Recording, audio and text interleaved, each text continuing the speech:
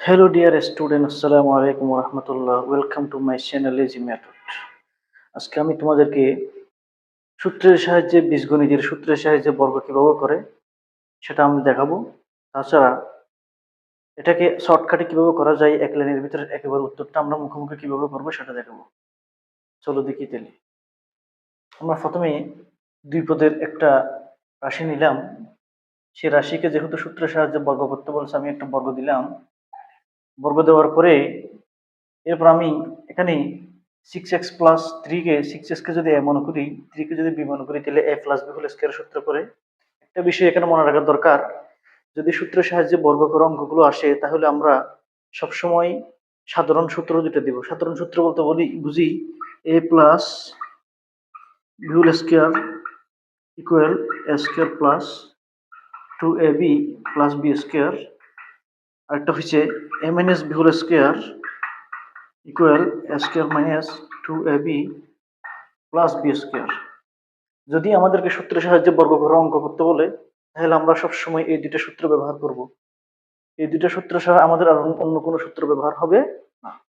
তাহলে দেখি, যদি মাঝখানে প্লাস থাকে তাহলে আমরা প্লাসের সূত্র দিব, যদি মাঝখানে মাইনাস থাকে তাহলে আমরা মাইনাসের সূত্র দিব। এখন দেখি, এখানে 6x কে যদি আমরা মনে করি, 3 কে যদি b মনে করি, তাহলে a plus b whole square. তাহলে আমরা লিখতে পারি a square plus 2ab plus b square. এরপর আমরা লিখতে পারি এখানে স্কয়ারটা 6x, মানে আমরা এখানে একটা বিশেষ মনে রাখা দরকার, কোথাও যদি a b হোল স্কয়ার লেখা থাকে তাহলে আমরা ব্র্যাকেটটা যখন তুলবো তখন স্কয়ারটা এর মধ্যে আসবে, বি এর মধ্যে আসবে, কারণ এখানে a b মানে a ইনটু b। ঠিক সেম ভাবে আমরা স্কয়ারটা যখন এখানে ব্র্যাকেটটা যখন তুলবো তখন স্কয়ারটা 6 এর মধ্যে আসবে, এর মধ্যে x এর মধ্যে আসবে। 6 মানে 6 স্কয়ার, 6 স্কয়ার মানে হচ্ছে 6 6 36, আমরা সরাসরি 36 লিখে ফেলবো। এরপরে আমরা x এর যদি স্কয়ারটা দিই তাহলে x স্কয়ার। এখানে দেখো 2 ইনটু a ইনটু b, তাহলে a মানে হচ্ছে 6x, b মানে হচ্ছে 3। তাহলে আমরা এখানে 2 6 3 এই তিনটা যেহেতু ধ্রুবক সংখ্যা, তিনটা সংখ্যাকে আমরা গুণ করে ফেলবো। তাহলে 6 দুগুণ 12, তারপর 3 12 36, এরপর x প্লাস এখানে স্কয়ারটা যখন 3 তে আসে তাহলে 3 স্কয়ার, 3 স্কয়ার মানে কত 9। তাহলে আমরা লিখতে পারি আমাদের আনসারটা এখানে শেষ। এখন এই প্রশ্নটা আমরা এভাবে না করে শর্টকাট আমরা করে ফেলতে পারি। তাহলে শর্টকাটে করতে গেলে আমরা কিভাবে করবো দেখো, প্রথমে এই সংখ্যাটাকে আমরা স্কয়ার করব। 6x কে আমরা স্কয়ার করলে আমরা লিখতে পারি 6 কে স্কয়ার করলে 6 6 36, x কে স্কয়ার করলে x স্কয়ার। এরপর আমরা এই সংখ্যাটাকে কি করব, স্কয়ার করব, মানে প্রত্যেকটা পদকে আমরা একবার একবার বর্গ করব। 3 কে স্কয়ার করলে হয় 9। এরপর আমরা এই দুইটা সংখ্যাকে গুণ করব, সাথে স্কয়ারটাকে আমরা 2 মনে করে 2 দ্বিগুণ দিব, স্কয়ারটাকে আমরা 2 মনে করে দ্বিগুণ দিব। তাহলে আমরা দেখো 6 2 3 6 18, 18 দুগুণ 36, এরপরে এখানে x আছে আর কিছু নাই, তাহলে x। তাহলে এই আনসারটা আমরা ব্যবহার সূত্রের মাধ্যমে না করে সরাসরি আমরা এক লাইনের ভিতর করতে পারি। আমরা দুই চলকের সূত্রের সাহায্যে বর্গ দেখলাম, এখন আমরা তিন চলকের সূত্রের সাহায্যে বর্গ দেখব। আমরা একেবারে সূত্রের মাধ্যমে দেখব, এরপরে সূত্র ছাড়া আমরা এক লাইনের ভিতর কিভাবে শর্টকাটে করব সেটাও দেখব।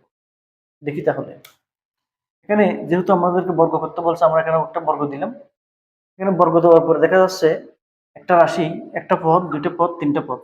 আমরা তো সাধারণত তিন পদের কোনো সূত্র জানি না, আমরা জানি দুই পদের সূত্র a plus B whole square এবং a minus B whole square সূত্র। আমরা এখানে তিন পদের যদি থাকি, আমরা একদম শেষের পদকে আমরা বি মনে করব, শুরুর পদগুলোকে আমরা এ মনে করব। যদি শুরুর পদগুলোকে আমরা এ মনে করি, এটা এ এটা বি, তাহলে a minus B whole square. a minus B whole square যদি হয়ে থাকে তাহলে আমরা লিখতে পারি a square minus 2a B plus B square. কারণ আমরা এখানে দেখো, এখানের ভিতর প্রথম আমাদের তিনটা পদ ছিল, তিনটা পদকে আমরা শেষের পদকে আমরা বি ধরছি, এরপর শুরু দুইটা পদকে আমরা এ ধরছি, তাহলে এ মাইনাস বি হোল স্কয়ার সূত্র দিছি। এখন তিনটা পদ থেকে আমাদের আবার দুইটা পদ থেকে গেছে, দুইটা পদের মধ্যে আমরা এটাকে শেষেরটাকে বি ধরবো, এই শুরুরটাকে এ ধরবো, তাহলে A plus B whole square.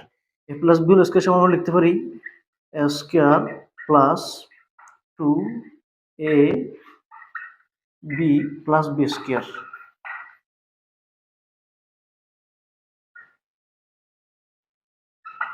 এখানে দেখো আমরা এই অংশটার সমান আমরা অতটুকু পর্যন্ত লিখলাম। এটাকে এ plus B A square plus two A B plus B square আমরা লিখলাম। লিখার পরে এরপর এখানে দেখা যাচ্ছে 2 ইন্টু এ ইন্টু বি, যেটা আমরা আগের সূত্র থেকে লিখলাম। এখানে 2 একটা সিঙ্গেল সংখ্যা, এই বিটা হচ্ছে সিঙ্গেল সংখ্যা, মাঝখানে এ যেটা আছে এটা একটা যৌগিক সংখ্যা। যৌগিক সংখ্যা বলতে এখানে দুইটা পদের একটা যোগের সমান নয়। এখানে আমরা এই সিঙ্গেল সংখ্যাকে আমরা আগে গুণ করে দিব। 5 2 গুণে 10 10 আর এরপর আমরা এই সংখ্যাটাকে লিখবো 3p প্লাস 2q। এরপর লেখার পরে প্লাস এখানে লাস্টে যেটা আছে 5r হোল স্কয়ার, আমরা ব্র্যাকেটটা তুলে ফেললে 5 5 25 আর স্কয়ার। আমরা আসলে এই তিনটা সংখ্যাকে একসাথে গুণ না করে আমাদের যেন সহজে আমরা করতে পারি, যাতে আমাদের ভুল না হয়, তাহলে আমরা সিঙ্গেল সংখ্যা দুটাকে আমরা আগে গুণ করে ফেললাম। এরপরে ডাবল সংখ্যাটাকে রাখলাম। এখন সিঙ্গেল সংখ্যাটা দিয়ে আমরা ডাবল সংখ্যাটাকে গুণ দিতে আমাদের জন্য এখন কি হয়, একটু সহজ হয়ে যায়। এখন আমরা এরপরে লাইনে দেখি, এখানে স্কয়ারটা তুলে ফেললে এখানে 3 এর মধ্যে 3 স্কয়ার মানে 9, এরপরে পি স্কয়ার প্লাস এখানে 2 3p 2q, এখানে 3 দুগুণে 6 6 দুগুণে 12, এরপর pq প্লাস এখানে স্কয়ারটা যখন আমরা 2 তে দিব 2 স্কয়ার মানে 4, তাহলে q স্কয়ার। দেখো এখন এই সিঙ্গেল সংখ্যাটা দিয়ে যখন আমরা ডাবল সংখ্যাটাকে গুণ দিব, আমাদের এখানে একটা বেসিক মনে রাখা দরকার। আমরা যদি a ইন্টু বি যদি কোথাও থাকে, আমরা এটাকে a b লিখতে পারি। এটাও সিঙ্গেল সংখ্যা, এটাও সিঙ্গেল সংখ্যা, দুইটা সিঙ্গেল সংখ্যার গুণ এভাবে হয়। এরপরে আমরা a into B plus C যখন কোথাও থাকে, তখন আমরা এটাকে গুণ করব এর সাথে বি একবার গুণ, এর সাথে সি একবার গুণ। ঠিক সেম ভাবে আমরা এই জিনিসটা দেখি। এখানে আমাদের আরেকটা বিষয় মনে রাখা দরকার, আমরা যখন কোনো দুইটা সংখ্যাকে গুণ করি, তাহলে আমাদের সংখ্যা দুইটার চিহ্ন দুইটা আগে গুণ হয়।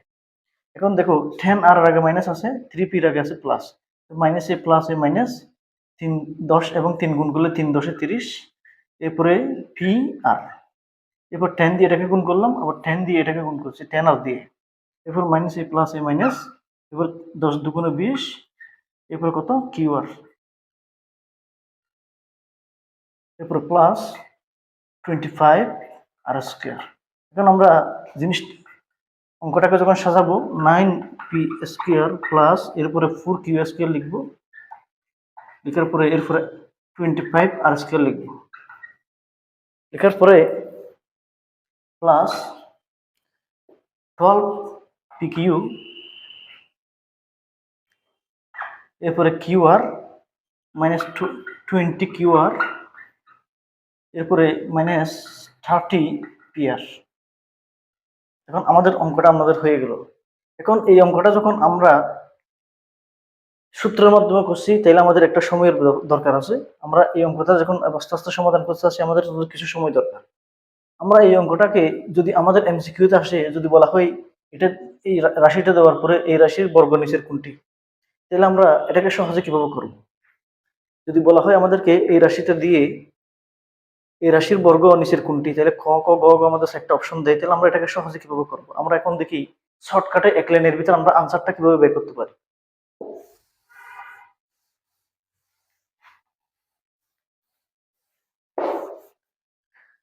এখন দেখা যাক, আমাদের প্রথমে এখানে 3টা পথ আছে, আমরা প্রত্যেকটা পথকে একবার একবার করে বর্গ দিব। 3p কে যদি বর্গ দিই, তাহলে 3p হোল স্কয়ার, এখানে 3p হোল স্কয়ার মানে 3 স্কয়ার মানে 9, p কে যদি স্কয়ার করি p স্কয়ার। এবার 2q কে যদি আমরা যদি একবার বর্গ করি, তাহলে 2q হোল স্কয়ার, 2q কে হোল স্কয়ার হলে এখানে 2 স্কয়ার মানে 4, q স্কয়ার মানে q স্কয়ার।